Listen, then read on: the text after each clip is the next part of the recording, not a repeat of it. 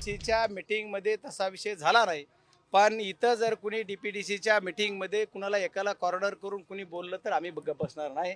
आणि जिथं म्हणलं की कुणी दहशत आहे तर आम्ही त्याला उत्तर दिलं, दहशत कुणाची त्याचं उत्तर द्या. त्याच्यामुळे जिथं माजी पालकमंत्री म्हणले की इथं अधिकाऱ्यावर दहशत आहे, मग कुणाची दहशत आहे, मग त्याच्यावर थोडी झाली बाचाबाची, तर त्याच्यावर बैठक संपली. नाही पण शेवटचा किस्सा काय होता की बाचाबाची किरकोळ विषय एवढं तेवढं होत असतं. ते विषय मला वाटतं मीडियाच्या समोर येऊ नयेत. येतील एवढे मीडियावरती एवढे येतील एवढं झालेलं नाही काय. अरे भांडण काय, मुद्द्याचं भांडण नाहीये, हे मुद्द्याचं भांडण आहे. तर भाजप आमदार सुरेश धस यांनी अजित पवारांना पेनड्राईव्ह दिलेला आहे आणि या पेनड्राईव्हमध्ये घोटाळ्याचे पुरावे असल्याची माहिती सूत्रांनी दिली.